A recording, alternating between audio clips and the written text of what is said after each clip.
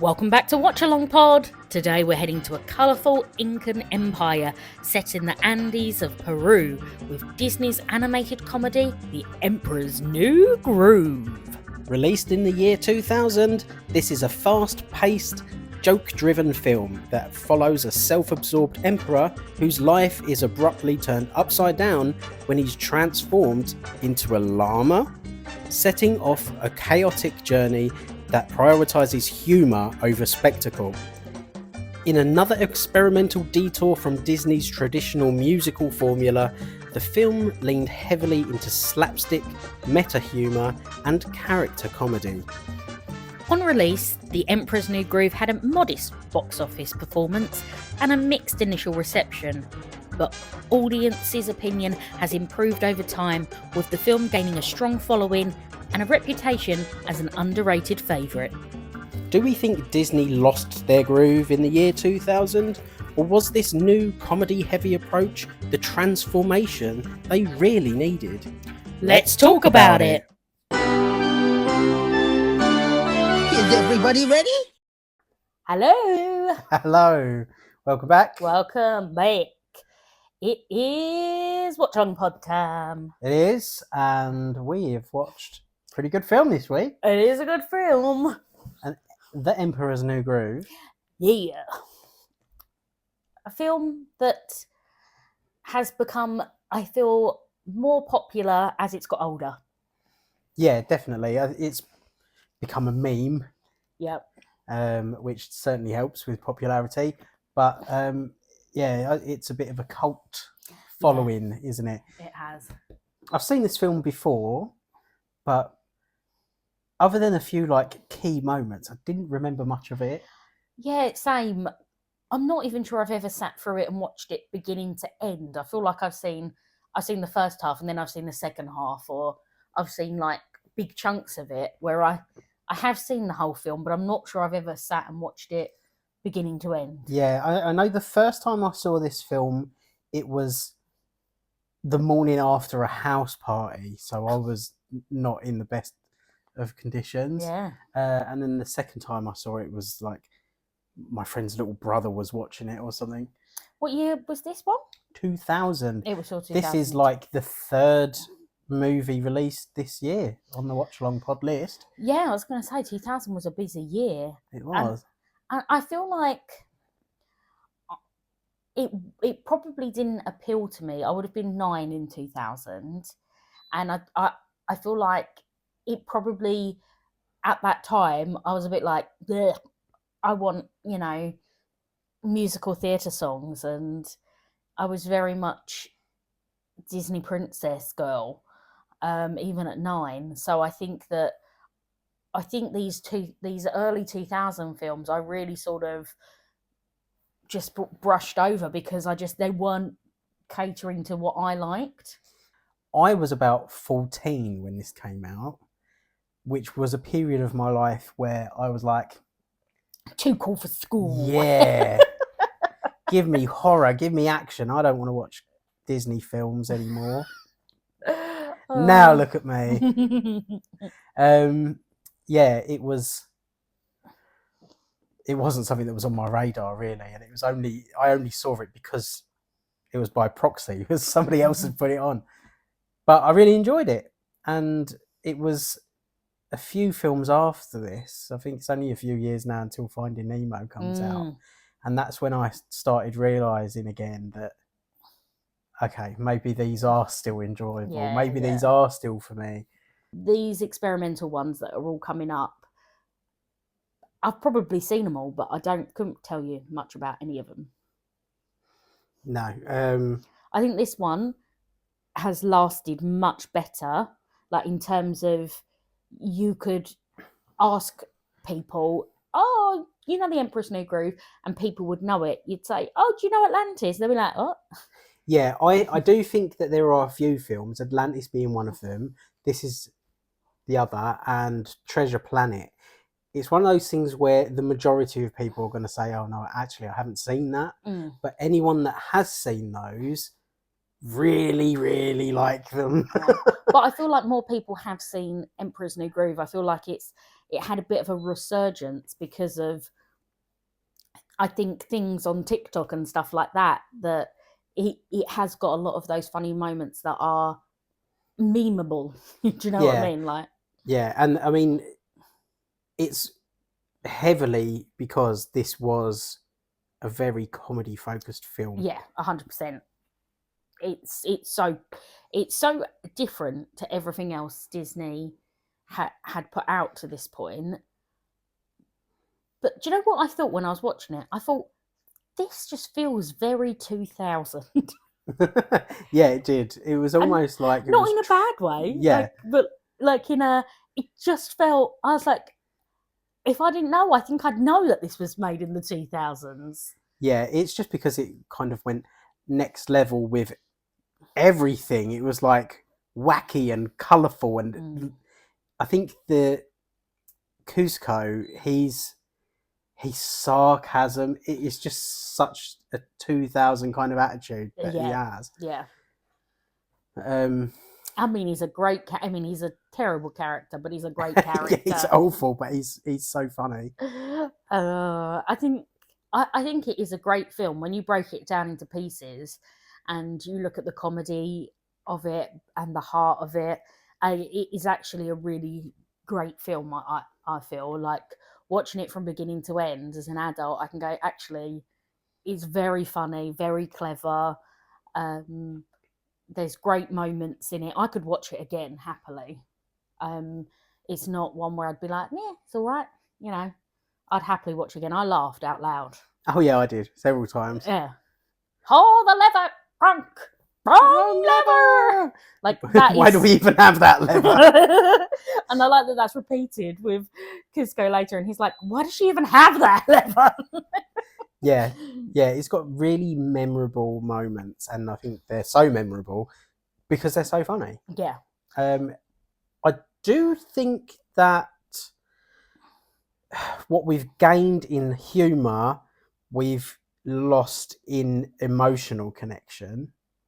That is not necessarily a bad thing, but yeah, I can't say that at all throughout this movie. I felt like my heartstrings pulled at or no anything like that. I don't think that was the heartbeat of the film, and I think as we progress a little bit further on, you get to something like Monsters Inc., and they find that balance, whereas in this they're still trying to find the balance between humour, falling in love with characters, you know, having that emotional connection.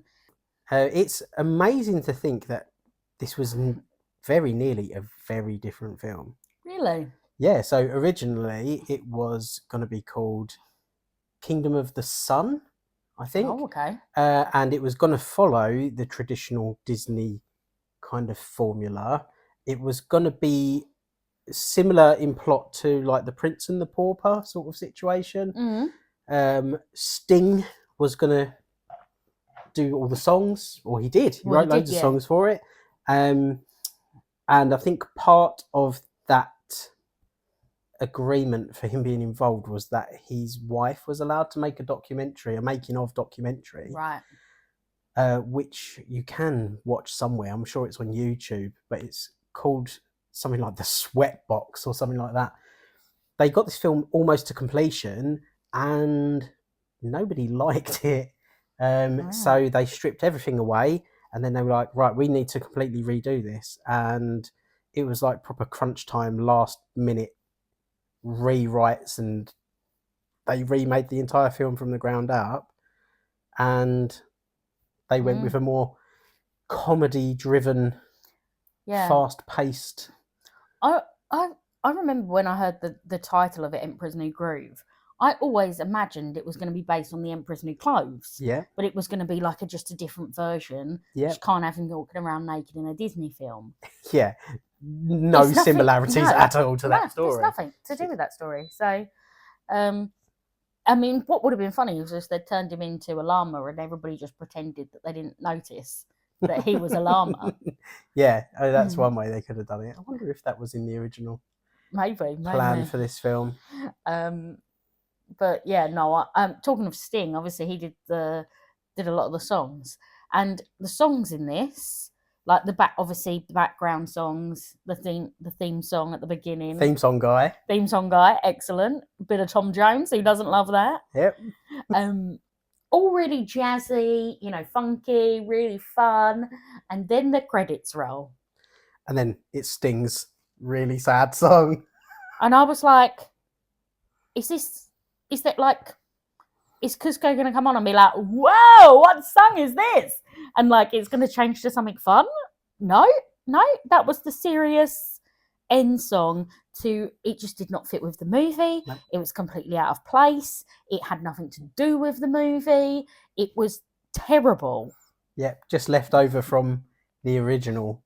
And I was film. like, what is this? And I like got to the end because I thought, are they going to like make a joke out of it? Or no, nothing. I was like, I feel like I've walked out of a really sad, romance film where one of them's died or something. Not a really fun film where they end in a water park. It was definitely a case of Disney saying, we've paid for Sting, damn it, so we're going to use him. Or Sting saying, no, I've done this song, you've got to use it. All that, yeah. Let's talk about a great character in this, Kronk.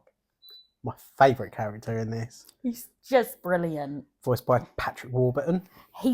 I just love how, like, he is sort of, they pitch him as sort of the buffoon, but actually he's quite smart. He's all right. He can cook up a storm. He can. He's a good cook. And he can talk to squirrels. Squeak squeaker. But we had this talk earlier. Are him and Yzma in a relationship? I mean, that was implied. Kuzco says, right, he's like, what, 20s? And she's like, okay. Well, because Kuzco says, oh, she has a new one every decade or something, yeah. So, I mean, also, it's sort of made out that Yzma's sort of like his mum, not like Kuzco's mum, not Kronk's mum. Oh, she's his advisor. Yeah, I know, but then in a few scenes, they're seen that they're literally whole body language is exactly the same, and she does say, "I basically brought him up," like. So it's sort of almost like she's been his mother. Yeah, I don't think we really know where Kuzco's parents are. He's only a teenager. Yeah, well, he's about to have his 18th birthday. Yeah. So that's dead probably. If he's the emperor, they've got to be dead. The other thing that made me think that Yzma and Kronk must have something going on is that she gets fired really early in the film. Yeah. So Kuzco is paying her to be an advisor. She must be employing her henchman. Mm-hmm. But if that was an employee, he had no reason to stick around if he's not getting paid. True, but as they said, when Kuzco gets to Yzma's lair and Yzma's already there, he's like, how did you get here? They're like, it doesn't make sense, does it? Oh yeah, it's like a plot hole. And I think there is a lot of plot holes that are in this film, and I think that was sort of them pointing out that, yeah, we're just going to make it work. Yeah, we're just having fun with it. Yeah. Just go with it. I really like that Yzma has that top secret layer and pretty much everyone seems to know about it. Not so secret layer. And as we've said before, if that ride to get to her lair is not in the New Villains Land, they have missed a trick. Yes, but it would be a really short ride. Kronk has one of the most iconic quotes in the film. Poison. The poison. Kuzco's poison. The poison designed specifically to kill Kuzco. Kuzco's poison. He has a lot of the memorable moments in the film. Like, I feel like as much as all the characters are comedy, he has a lot of like the really funny, just little moments. Yeah. And overall, he's just a fun character. I love when he goes into the restaurant and he goes to talk to the chef, just to ask, and the chef's like, no, because Cusco's already been in there going, "Rah, rah, rah, rah, rah." And then he just takes over and he starts doing all Yeah. the orders, and he's just like, yeah, I'm going to be the chef. Yeah, and then they've got a couple of great gags in that scene. There's like the revolving door Yeah, where Cusco comes in. He's like, "Oh, can I get an omelette?" And he's like, "Yeah, one omelette coming up." So Cusco exits, and Yzma comes in, and then she starts making an order, and then it gets changed to potatoes, and Kronk thinks they're both the same person making the Yeah. order for some reason. and then the bit where Yzma and Cusco are both sitting at the tables, and they're both literally doing the same things. The menus. And that's I like that the shadowing, that they are very similar characters. They both are so selfish and only think about themselves. But it's very clever of those little funny things that come in. And poor Patcher is Patrick. Patcher. Yeah. He's desperately trying to save Cusco and get him out of danger. And he's like, la la la la la, I want some food. Patcher, there's a lot at stake for Patcher. His family home is going to be lost. He's got, what, 2 kids and one on the way? Yeah. His wife is great. She is feisty. Yeah. Love her. Yeah, there's that scene where Yzma and Kronk go to the family home, yeah, and they pretend to be related to him. but they can't even remember his name. Yeah, and then like Kronk is just playing with the kids, doing jump rope and stuff. But it's then Patch turns up and tells his wife, she's evil, keep her occupied. And she's like, no problem. And she's like, oh, you want to see the house? Come on then. And then locks him in a cupboard. Yeah, like- yeah, no. What do you mean? There's no handle. And she's like, kids, you know what to do. And they get her in to go into a bee's nest, and then all of these feathers and Yeah, oh, and then she becomes a piñata. Because why not? why not?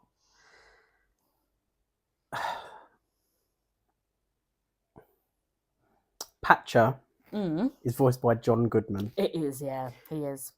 Time for a little John Goodman Disney quiz. Oh no! Do you know I don't do voices. how many Disney animated movies John Goodman is in as a voice? Quite a lot. I need a number. You can play at home too. Right, can I have a range? Yeah, it's between 1 and 100.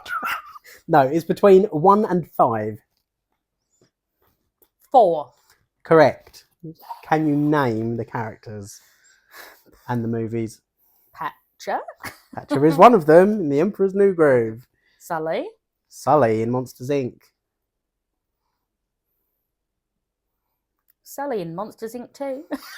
Oh, okay. Do you know what? I hadn't included that. Or Monsters University. No, I hadn't included that. As soon as you say it, I will kick myself because he's got such a recognisable voice, and I will know it. But it's Okay. what era? It was around 2007 ish, around there somewhere. No, probably. No. Go and tell me what the other two are. It's a princess film. Oh, he's in Princess and the Frog. Yes, he's He Charlotte's plays, dad. Yeah, he's played Charlotte's LaBeouf's dad. Yeah. And the fourth one, you probably won't get. Your clue is this is a sequel movie, Okay. and he didn't originally voice the character in the original film. Have we watched it? No, it's actually not on our list to watch at all. Oh, okay. I don't know then. He is Baloo in The Jungle Book 2. Oh, okay. Yeah, no, I There you wouldn't have got that. No. There you go. That was less fun than I thought it would be. How many did you get right? I was good. I did get Princess and the Frog in the end. Eventually. No, because I knew that as soon as I knew what it was, like you'd said it, I'd be like, I would have kicked myself on that one. Charlotte's one of my faves, so Yeah, you are very Charlotte. yeah, I know. People tell me this all the time. Let's talk about the man himself, Kuzco. Let's go. Sassy.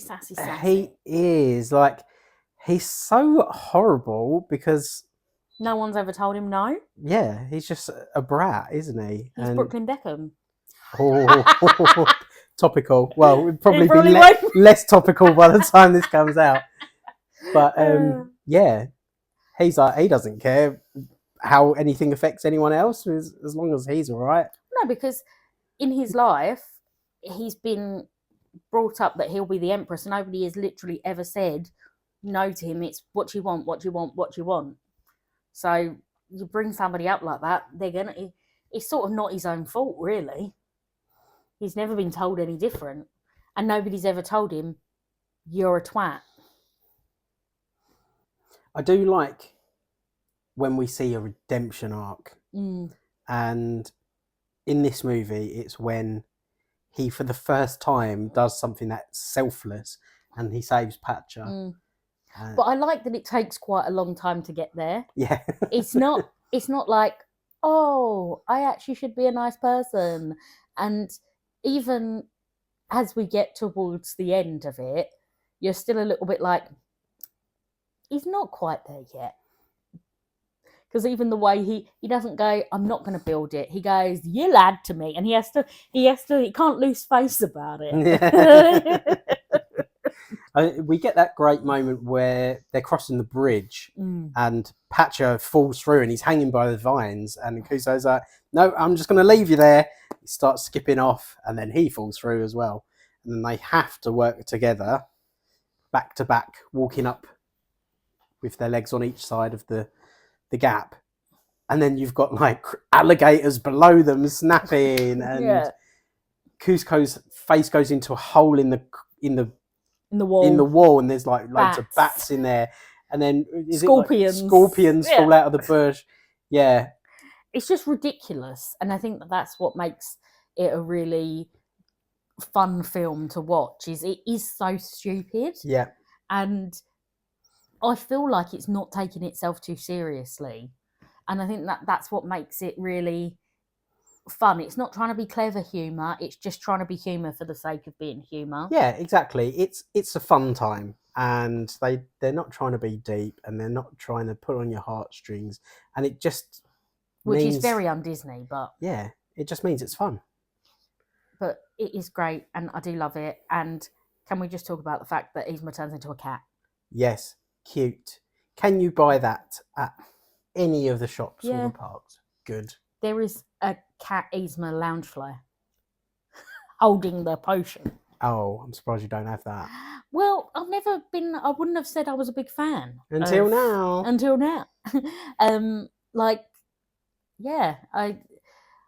I wouldn't have been like, I have to have it. But now I'm a bit like, I sort of do want it. Yeah, you've just reminded me of a bit that I absolutely loved.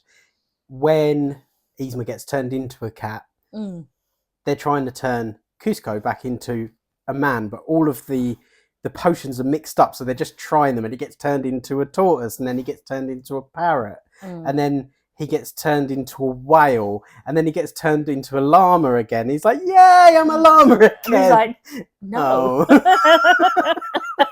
But no, I really did enjoy it, and I think I found a new renewed love for it. Yeah. And I feel like it deserves its place within the Disney bubble. Yeah, as I said before, I'd seen it, didn't remember much of it, but I did remember that I liked what I'd seen. But I have a whole new appreciation for it and would come back to this again. Yeah, funny. Just funny. It's just a fun, silly film, and I think that nothing that's gone before has been as silly as this. No. This is the silliest. No, and it did wonders for things that come after. Yeah. I think, I don't know, I'm trying to now compare this to something else, and I can't think of anything that's as funny. No, I don't think anything's got this type of humour or this silliness, because I think they realised I think the thing that it missed is Disney magic, in terms of like that heart that Disney has in all of its films, because it was just fun and silly and funny. And not that that's a bad thing, but obviously Disney as a brand, that their big thing in their films is the heart. And this doesn't really, in terms of Disney, have that. The times where Disney has gone kind of off plan and they've kind of broken the mold a little bit and tried something different, this, I would say, is the first time it's really worked. Yep. The Dark Cauldron, Black Cauldron, Cauldron. the Black Cauldron flopped and was the most un-Disney thing in their catalogue. Yeah, it's weird. Dinosaur was just boring and ugly. So yeah, they captured a different kind of magic, I think. Right. Last week, Dinosaur was in at 87. Dinosaur. That's what it's now called. Yeah. So I don't think we're going to need this board. We don't need that board. This is much better than Dinosaur. So whereabouts do we want to be pitching? This is where we put some older ones. This is Got Sword in the Stone, Fox and the Hound. I would much prefer to watch it over all of these. Higher or lower. What's the next board up? Let's have a look at that. The next board up only has one on it, which is Sleeping Beauty. Higher. Okay. Next one up is the 50s. Pinocchio, Bambi. Higher. Our next board has got Dumbo at the top. Keep going. We're keeping going. We're keeping going. 30 actually doesn't have much on it. Just Aristocats or Aristocats, whichever we were calling it. I can't remember now. I say Aristocats, but Aristocat. Yeah, I don't know. Tomato. Tomato. Who cares? It's higher than that. You think it's higher than this one? Okay. I think so. Do you agree? Yeah. Stop me when you think I'm being ridiculous. It's only because this board is very full. Okay.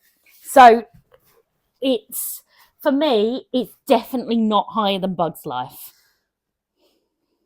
Okay. Where is Hercules? Oh, it's much higher than Hercules. You think it's higher than Hercules? No, much lower than Hercules. Okay. Sorry. That's the next board. We've got Hunchback, Hercules, and Mulan. Okay. I really like this, and personally, I would have put it near Hercules. But that is, I mean, it's 16.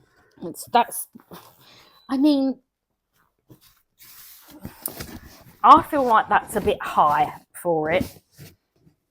I did love it, but it's got no songs. I know that is a big deal breaker for you. But I think of like films that are coming up that have no songs. Monsters Inc. and Finding Nemo are going to be way up there for me. And that will beat this. Both of those will beat this film, because I think they're absolutely phenomenal films. And I would much rather save higher positions for them, because we've still got a lot of films to go, and there's still a lot of good films to go, and that is what I'm concerned about. Yeah. I mean, these are going to move around. They're all going to move around at some point, I'm sure. I mean, I'm happy to put it on the 21 to 30 board. If you want to put it at 22, just above Peter Pan, I would accept that. I won't look a gift horse in the mouth. He's not going to use his wild. No, I don't. I love it, but is it a wild card film? I don't know. The thing is, Is anything in the future a wild card film? I'm not sure. Are we going to be allowed to, at a later date, use our wild card to retcon something that's already been placed? Ooh, Maybe in the final episode we get to mess around with it then. maybe. I don't know, that would be a lot of moving everything. It might not be a good That idea. feels like a lot of work. Yeah. I think a wild card can only be used in the moment to place something higher or lower than what we've decided in that moment. If it then gets moved lower later or higher later because of other things, you can't move it again. But it's just a wild card for this moment right now. Yeah, I mean, when something gets moved at a later date, it's not like we're going to suddenly go, this isn't a 22 anymore, it's 100. No. So, okay, I'm going to take 22. The Emperor's New Groove 22. is at 22. And Niklaus, what are we watching next week? Well, Daisy, I am very excited for next week because it's a film I haven't seen before, Ooh. but I've always been intrigued by. It is Atlantis. I'm pretty sure I saw this in the cinema. And I'm pretty sure I was like a teenager and didn't care. But it was like another family took me with their kids, and I was Right. like, okay, yeah. I have to watch it. Yeah. Great. Was that because you were a teenager, or was it because the film wasn't good? I can't remember. Okay, let's hope it was the former, because I don't think I've ever watched it since, so I don't want to put any judgment on it because I can't remember a single thing about it. okay, well, it will be like your first time too. It will. Well then, That's it from us. until next week. We'll see you in Atlantis. Bye. Cheerio. Is everybody ready?